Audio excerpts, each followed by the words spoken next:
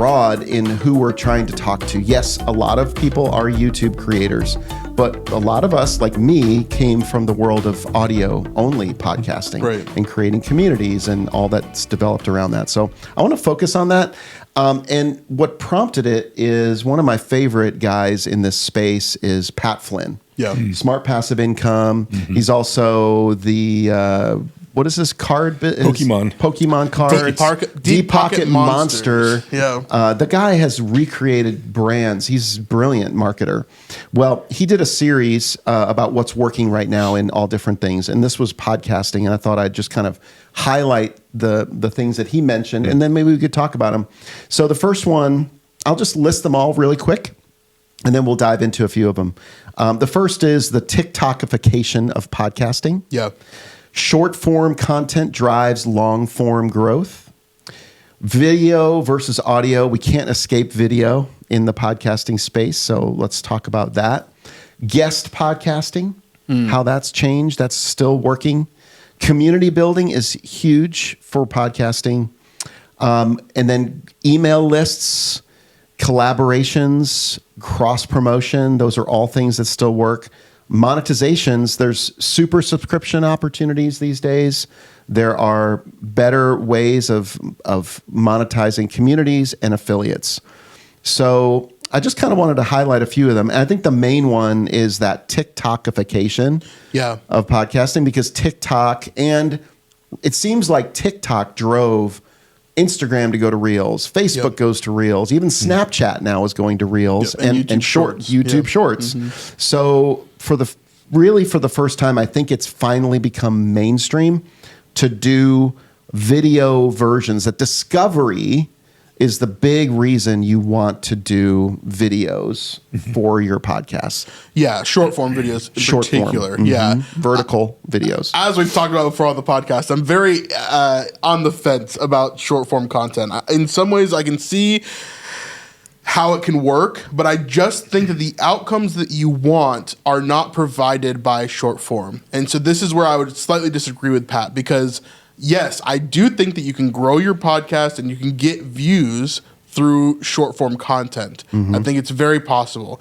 I think you'll grow a ton of subscribers. I think you'll grow a ton of views. However, I do not think those people will ever be engaged as deeply as you want them to be on long form content. Most people that watch shorts primarily on YouTube, they only watch shorts. They treat it as if it's a completely different app. So if you open your YouTube app right now and the last thing that you watched was a short, it never shows you a long form video on the main page. You have to go back to the main page. If the last thing you watched was a short, you have to go back and literally go to the long form section in order to watch a long form video, because it'll just bring you to shorts and you start scrolling immediately. So it's just like TikTok. Well, I disagree. Okay, yeah. This is great. Let's do it. How about you? I'm on Brandon's side. I look personally at my consumption of short content and how often do I, after watching a short piece of content, go and watch long form. And I've seen it even with my own channel. I looked at the analytics and it's like, I don't see it. So I understand the idea of a short content, whether it's TikTok or shorts, Reels, is kind of the Costco sample of your long form. But with our short form content for GodMade, I've been adding our logo and then the Spotify, YouTube, and Apple podcast logo, hoping that kind of makes people go, oh, this is part of longer form content. Because most short content I see, you're getting a great thought, but there's nothing really to prompt you to go, oh, I could listen to more of this. Yeah. And so I think you need to, if you're going to do the short content, make it clear, this is part of a bigger thing. If this interests you, come and check this out. I think it all depends on what your goals are, right? If your goal is, hey, I just want as many subscribers and views as possible, then yes, I agree. I agree 100%. Yeah. However, in our case, if you want them to go deep with you, to get into a membership, to go to the conferences, to be a part of what you're doing, I think you have to focus on the long form and really build the community there.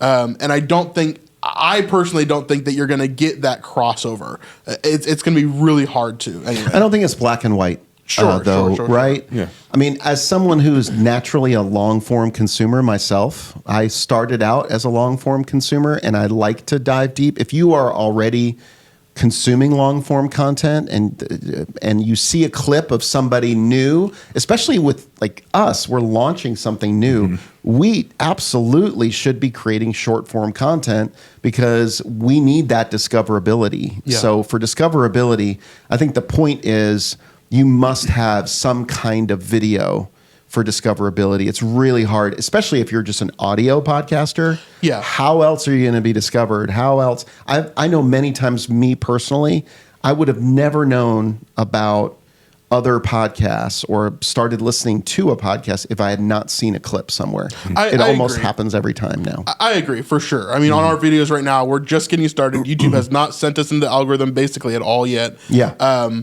And so our videos are like our biggest long form video sitting at like 53 views, right? I know that that'll grow. I know that YouTube will start to build that, but we send out one short form and it gets thousands of views, right? And so for us, it's like, I understand getting it in front of eyeballs is important. I just don't think it's sustainable forever. And here's my personal, my personal way of looking at it is like, or my personal consumption habits, I should say, are this, which is when I watch short form, I have never, basically ever, gone to a channel and subscribed. However, when I see clips, for example, like a 5 to 10 minute clip of a podcast, and I'm interested in it, I will absolutely go watch the 2-hour full podcast 100% of the time, almost always if I'm really interested in whatever they're talking about. So for me, that's my natural cadence. And who I think we want to more target. Yeah. But that might be what we do too. You know, releasing a 5-10 minute clip of one of our topics throughout the week on the same channel, right? Yes. Yes. Yeah. A lot of people do it on separate channels. I think for us, we'll do it on the same channel. But I do agree, though. I agree and I want to get to the next point too, because I'm sure there's a lot of things you want to talk about.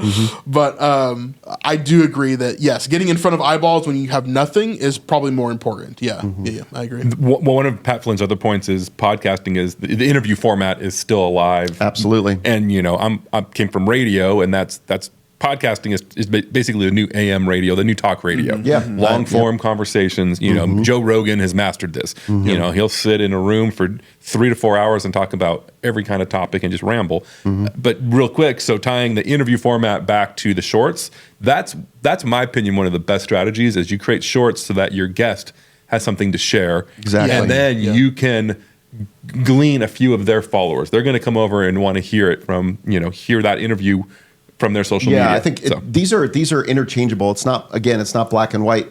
It's a combination of these things. So clips and or shorts mixed with having great guests that would be willing to share a short or willing to share a clip is really huge. Again, the next episode, I'm going to talk about leverage, and this is just a guest podcasting, being a guest on other people's podcasts, and then also having great guests that would share are some of the most incredible ways that you can collaborate. So I think that's absolutely huge. I don't think any of us really disagree with that. Well, and our friend Sarah has made a great career by doing shorts first content. Yeah. But that's her focus, is she's focusing on shorts. What we're talking about is like, or what I'm thinking in my mind is shorts as kind of the afterthought. Like, I did my long form content, I want more people to see it, so I'm using shorts to try and drive traffic. And that may or may not work. I don't think it works that effective, but it just depends. Shorts as a marketing tool can work in certain circumstances. I think for the majority of channels, and I'm biased as well because for my channel, it's never going to work. I don't think, because most of my audience is like way outside the shorts range of age, right? Right. Like they're not going to be consuming shorts pretty much at all. And I've done multiple polls and things asking them about this too, trying to figure that out. But I think it can work in certain circumstances. I don't know. I'm on the fence about shorts. Well, for me, guest podcasting is absolutely huge. And again, I will listen to someone else's podcast. I will subscribe. I will follow their podcast if they are on somebody and they had something really valuable to say and it's a topic I'm interested in. So I'm going to ask all of us to go on lots of different podcasts representing GodMade and Salty Christians and those kind of things, because I think it's really, really huge. I don't know. Do you have a lot of Chosen? Have you been on other people's? Not very often casts? because there's not very much, right? Like I'm the biggest in my space, so like of the people that like deep dive the Chosen and actually talk about the show, I'm basically the only person that does it in the way that I do it. Yeah. Have you started getting any requests to be on yours or any collabs at all? There's a very few. A couple, but most people are like, "Hey, do you want to do this?" And then nothing ever happens again. So that's kind of the way it's worked right now. Obviously, I've had like Dallas on my show, or I've done stuff with the Chosen before. Obviously, I've been invited to Chosen Con, things like that. Yeah. But nothing to the effect of like, come on, or the Brosen. The Brosen is a good example. I've been on the Brosen, which is like the crew of the Chosen. They have the assistant director and stuff. I'm good friends with them. Yeah. They have their own podcast that helped them start. I love that. I love that. Brosen. So do you think a podcast can be successful today without the video component? Yes, I do. You do? Absolutely. Yeah. Okay. Especially if it's a storytelling. Now, as far as marketing and discoverability, I think you absolutely should at least record, and that was one of Pat's points, is you should record some video, even if it's just a promo or just like a clip of the two of you and you and your guest or whatever, making a video for socials. I think socials, you have to be on socials in some way, and YouTube to get discoverability. So I do think, like, I listen to Red Pilled America, and they up until just recently, they've been hugely successful building just a storytelling podcast. But how long have they been doing it? Well, for a very long time. Yeah, since 2018. Yeah, so social media and video will be a kind of a jump start to your podcast. Because to your point, like, I can't tell you, I mean, the only podcast that I discover is either from social media or from a friend saying, check this podcast out. It's really hard because to get podcasting, there's no algorithm, which is a good thing to some extent. But how are you going to find out about it? Like, you don't open up your podcast app and have suggested podcasts based on your previous listening. Yeah.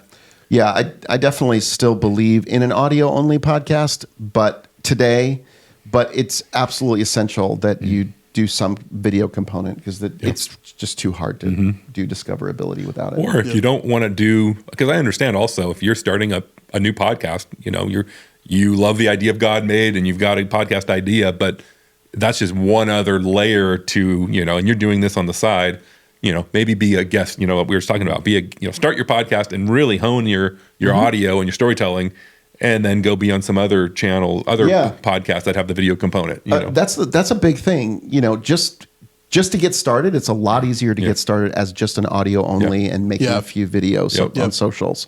So again, if you feel overwhelmed by all these cameras and all the things that you have to learn, start off with just an audio podcast. Hone your skills. Make a lot of mistakes with a smaller audience until you feel like you've really gained something. And then eventually maybe set up your phone on a tribod. Yeah. And start to get some video footage that you could do and get comfortable in front of the camera, you know, but one thing at a time. One thing at a time. Another thing that's really working in podcasting, and I do want to talk about this, is, and I think this is essential for us, is community building. Yeah. Even a micro community. We connected because of a community, the three of us. Yep.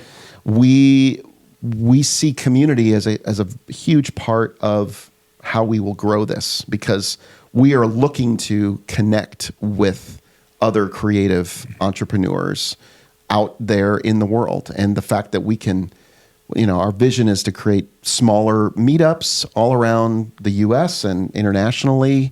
Our vision is to potentially have online meetups where that might be a mastermind format, et cetera. So having that connection and using platforms like Circle, Discord. You're a Discord guy. I'm a Circle guy.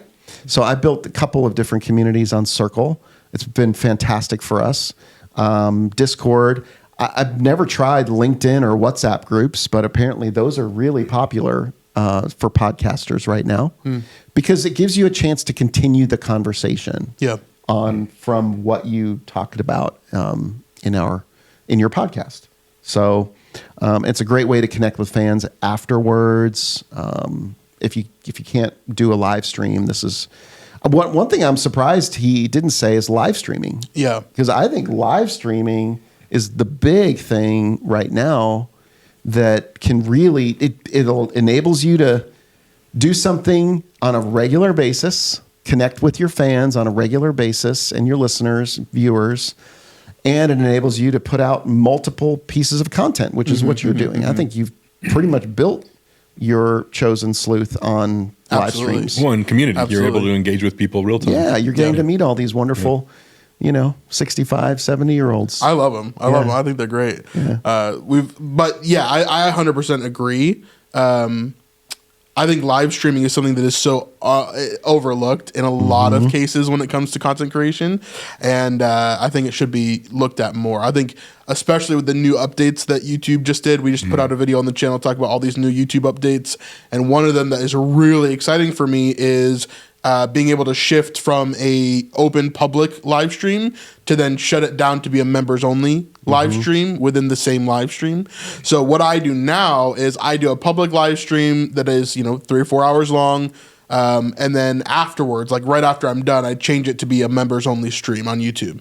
So what it's going to do is, let's say I have, I'm what we call like a 600 to 1,000 CCV Andy, right? Which is like, what is that? Explain that to me. So like 600 viewer Andy means like, it's just like a guy that gets around 600 viewers on average concurrent, right? So if I throw up any live stream on a Sunday night during my normal time, I'm probably going to have around 600 to 1,000 concurrent viewers that are there throughout that period of time. At one time throughout. So throughout the entire night, it probably looks more like 6,000 to 7,000 people. So maximum they come in at any given time, between 600 to 1,000. Hopefully minimum 600. Yeah, that would be if it was less than like 400 or 500, I'd be like, this is a bad stream. Like, what is happening right now? But we grew up to that point, right? There's been a lot of streams in the past where I had 100 people or whatever else that we grew up to that number, right? Do you have a hard time keeping up with comments, or is it just the right stream of comments where you can kind of read and interact? For me, it's pretty good. Like, I don't have too much of a hard time, but I lock it down pretty hard. So you have to be subscribed, so I don't deal with trolls or bots that are coming in. I have mods that take care of people that are too out of hand. That are automatic. Like that. Yeah, so I have it set up to, you have to be subscribed for, I think, 5 minutes or 1 minute.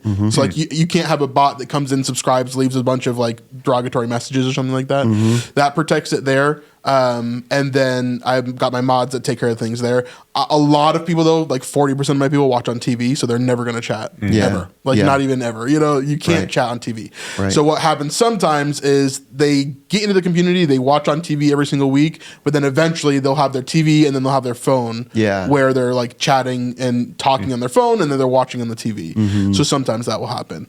But generally, they're not doing that. They're just watching on their TV and they're not chatting. But there's the people that are there every single week that want to chat and they want to be part of the community and things like that too. Do you release an audio version of your stream? I don't. I tried it for a little bit. It's just the workflow for it is just annoying to me, so I haven't. I probably should. Mike tells me that I should. I tried it for a while and I just got bored of it. So I stopped. I get it.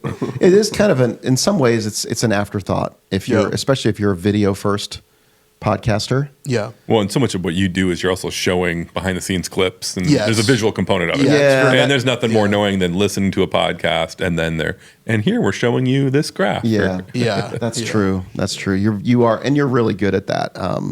I actually watched your latest video that you made for GodMade on TV, and it was just such a great experience.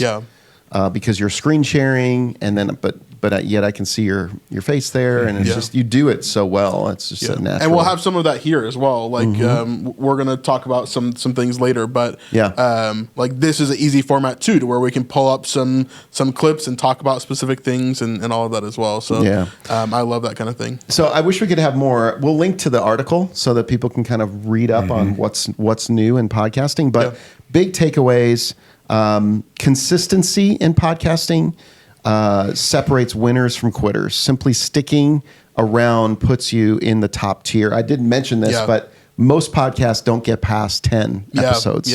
So the fact that you just get to 10, that's a great initial number just to get started. People that get to 100 plus episodes are in the top 5% of podcasts out there in the market. So that's one thing. Consistently showing up is really big.